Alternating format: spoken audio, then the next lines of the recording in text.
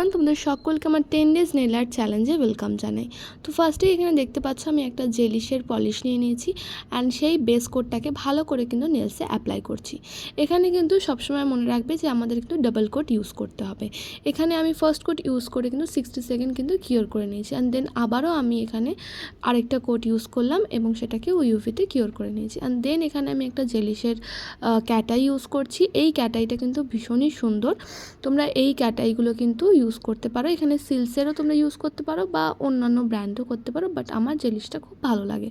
তো যাই হোক, এখানে জেলিশের আমি একটা ক্যাটাই নিয়ে নিয়েছি অ্যান্ড দেন সেটাকে আমি একটা বাটারফ্লাই মোটিভে কিন্তু সেখানে একটা সুন্দর আর্ট করে নিয়েছি। তোমরা এখানে যে কোনো আর্ট তোমরা করতে পারে, বাট সেটার কিন্তু প্রসেস একই থাকবে। অ্যান্ড দেন তারপরে এখানে পার্টিকেলসগুলোকে অ্যাক্টিভেট করছি। পার্টিকেল যদি তোমরা অ্যাক্টিভেট না করো তাহলে কিন্তু সেই ফিনিশিংটা আসবে না।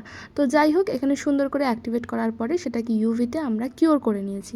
অ্যান্ড ইউভিতে কিওর করার পর এখানে আমরা ম্যাট টপ কোট ইউজ করছি। ম্যাট টপ কোট ইউজ করার পরে সেটাকেও ইউভিতে কিওর করে নিয়েছি। অ্যান্ড কিওর করার পরে আমি এখানে সফট বাফারই ইউজ হয়, বাট সেই মুহূর্তে আমি সফট বাফার খুঁজে পাচ্ছিলাম না বলে এখানে আমি নর্মাল যে ব্লক বাফার হয় সেই ব্লক বাফার দিয়ে কিন্তু সুন্দর করে নিয়েছিলাম। এবং বাফ করার পরে সেটাকে ডাস্ট অফ করে এখানে দেখো আমি একদম একটা ব্ল্যাক কালার দিয়ে একদম সরু করে ওটার যে সারফেসটা আছে সেটাকে সুন্দর করে কিন্তু আমি এখানে আর্ট করে নিচ্ছি। আর্ট করার পরে জাস্ট বাটারফ্লাইটাকে একটু সুন্দর করে একটা মোটিভ দেওয়ার জন্য একদম সরু সরু করে কিন্তু লাইন টেনে নিয়েছি। অ্যান্ড দেন সেটাকে কিওর করার পর এখানে একটা রোজ গোল্ড ক্রোম কালার নিয়ে নিয়েছি অ্যান্ড রোজ গোল্ড ক্রোমটা দিয়ে কিন্তু আমি ভালো করে সেটাকে আর কি পুরোটাতে অ্যাপ্লাই করে দিয়েছি। অ্যাপ্লাই করার পরে এখানে আমি একটা শাইনি টপ কোট নিয়েছি জেলিশের, তো সেটাকেই কিন্তু পুরোটাকে কিন্তু আমি সুন্দর করে সিল করে দিয়েছিলাম ইউভিতে।